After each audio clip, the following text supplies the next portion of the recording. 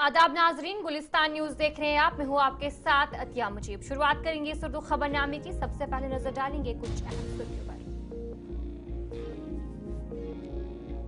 दिल्ली में बीजेपी की फतेह पर जश्न का माहौल। जम्मू कश्मीर में भी बीजेपी कारकुनों ने मनाया जश्न। पीडीपी की सदर महबूब मुफ्ती और उनकी बेटी इल्तिजा मुफ्ती घर में नजरबंद। हुकाम ने गेट पर ताला लगाया। इल्तिजा मुफ्ती ने किया ट्वीट। डोडा के लाल रहमान विंटर फेस्टिवल का इनकाद। मकामी अफराद ने पानी, सड़क राब्ते और सयाहों के लिए हर्ट्ज का किया मुतालबा।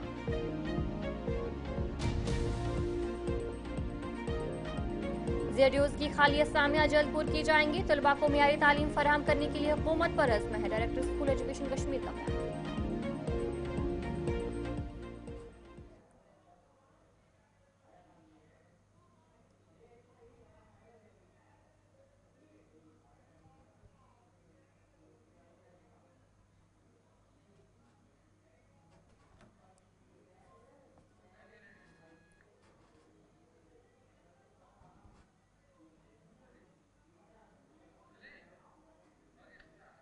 तो चलिए, ये थी कुछ अहम सुर्खियां। आप दीगर खबरों की तरफ भी रुख करेंगे, जहां पर शुरुआत करेंगे अभी की एक बड़ी खबर के साथ, जहां पर वस्ती कश्मीर गांदरबल से एक बड़ी खबर सामने आ रही है। सोनामर्ग में आग की भयानक वारदात जो है वो हुई है और इसमें लाखों मालियत का नुकसान देखने को मिला है।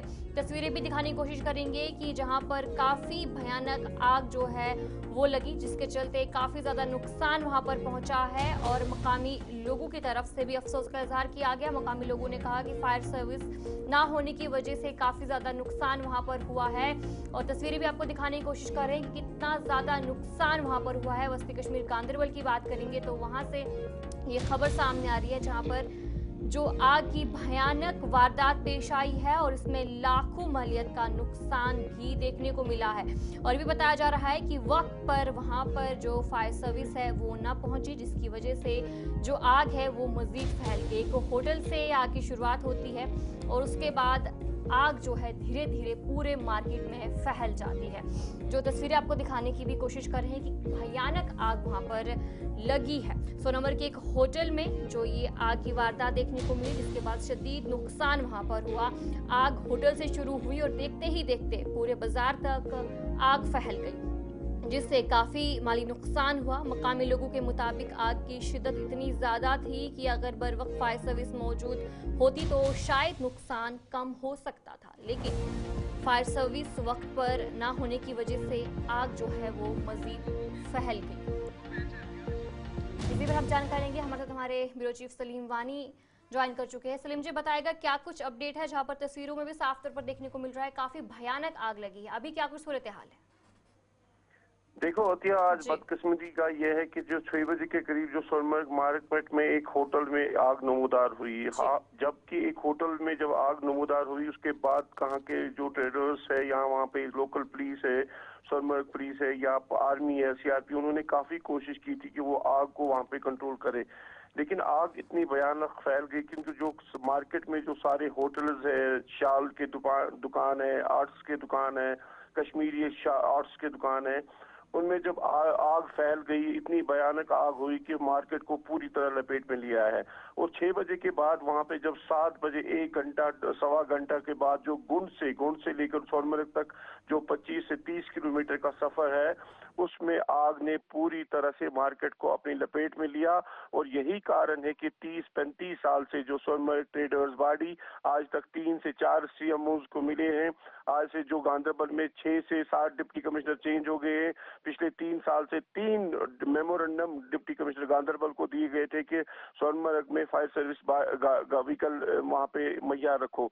और उसके बाद जो टूरिज्म डिपार्टमेंट है स्पेशली, उनका भी ये यहाँ पे ये इग्नोर किया गया है। सोनमर्ग डेवलपमेंट अथॉरिटी, जिन्होंने आज तक इसके लिए कोई भी कदम नहीं उठाया। यही कारण है कि आज जो आग में पूरी तरह वहां पे सोनमर्ग में करोड़ों रुपया का जो नुकसान हुआ होटल्स का, 4-5 साल पहले इसी तरह जो आग थी, भयानक आग थी, सोनमर्ग मार्केट में लगी थी। और यही कारण है कि लोग इतने इस टाइम नाराज है और लोगों का यही कहना है कि आज की जो आग के जिम्मेवार है वो एडमिनिस्ट्रेशन है, वो यहाँ के अफसरान है, और जो भी हमारे को आज नुकसान हुआ इसकी पूरी तरह जिम्मेवार यहाँ की एडमिनिस्ट्रेशन है।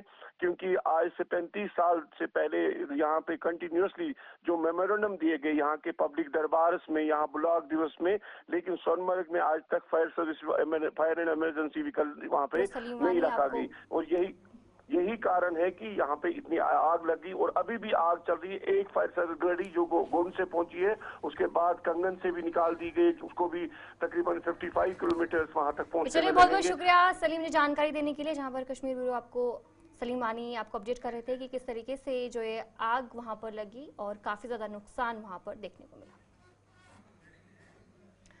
असेंबली इंतखाब दिल्ली में भाजपा की भारी अक्सरियत के साथ फतेहाबी पर जहां दिल्ली के भाजपा दफ्तर में होली और दिवाली जैसा मनाजर देखने को मिला और वहीं जम्मू में भी भाजपा कारकुनान में जश्न मनाते हुए नजर आए। बीजेपी जम्मू कश्मीर के कारकुनान की तरफ से कहा गया कि जिन जिन लीडरों ने इक़्तिदार में रहते हुए लूट खसूट की थी उनको शिकस्त का सामना करना ही था। लोगों ने साबित कर दिया कि वो दिल्ली में बदअनवानी मुखालिफ सरकार चाहते हैं।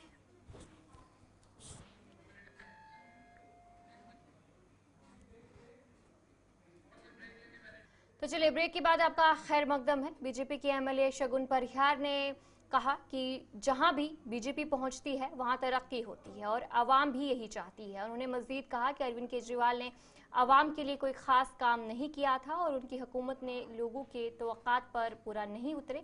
शगुन परिहार ने बीजेपी की पॉलिसियों को सराहते हुए कहा कि बीजेपी हमेशा आवाम की फलाह बहबूद के लिए काम करती रहेगी। जी, मैं यही कहूँगी कि 27 साल का ये जो हम पीछे पिछड़ गए हैं उसे हमने आगे लाना है, क्योंकि जो हमारी राजधानी है वो राजधानी ना होकर कूड़ा दानी बना दी है इन 27 सालों ने।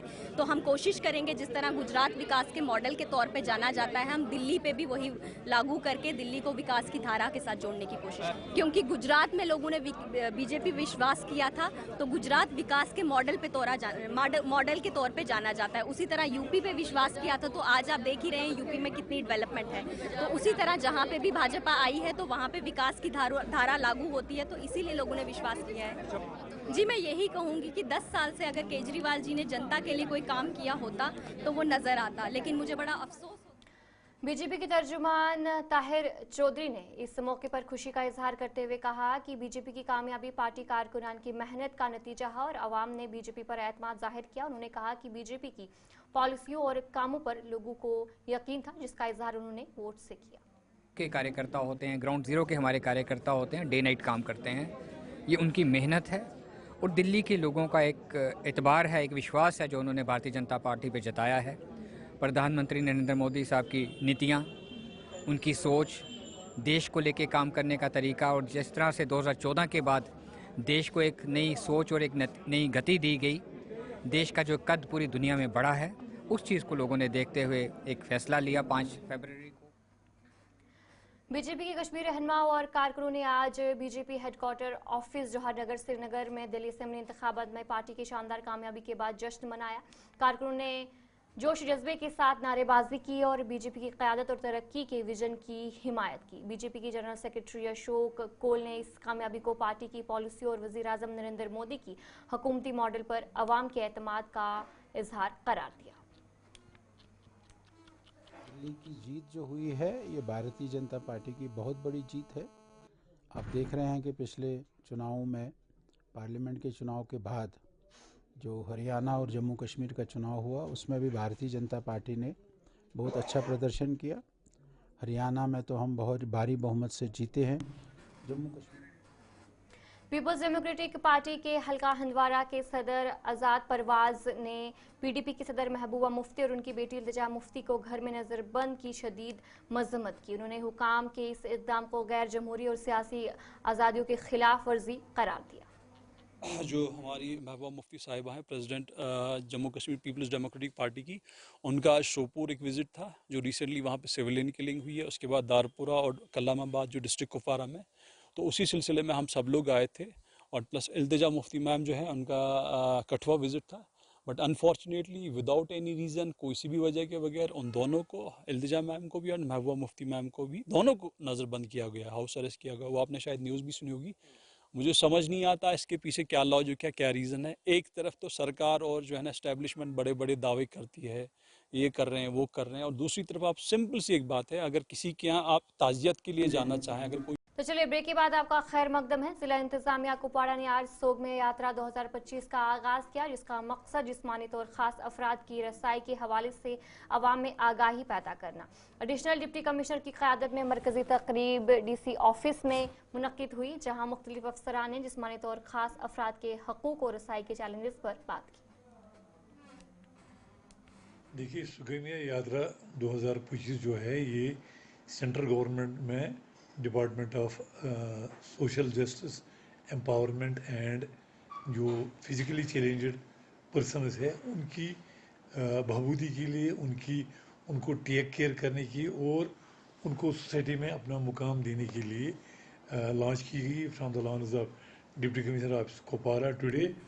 इसका बेसिक मकसद तहसील लीगल सर्विस अथॉरिटी संभल और स्किल इंडिया सेंटर संभल के ताउन से थर्ड जेंडर अफराद के हकूक़ के बारे में आगाही प्रोग्राम का इनेकाद किया गया।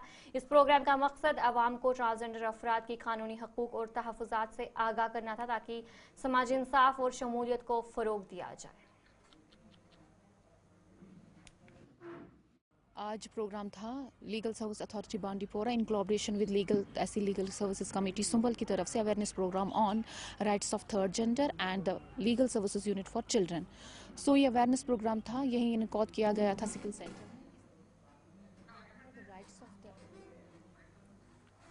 सुरनकोट के सब डिवीजन इंतजामिया के खिलाफ एहतजाज के तौर पर आज advocate Sohail Malik DDC member Surankote ने सुरनकोट आवाम के हमरा रोड को ब्लॉक करके एहतजाज किया।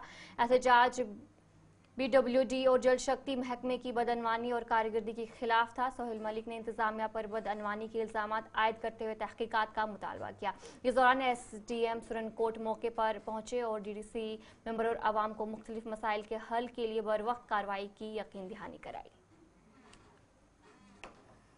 Take a point as far मैं along with SDM साहब and all the prominent citizens of Surankote यहाँ मौजूद हैं विलेज फजलाबाद के।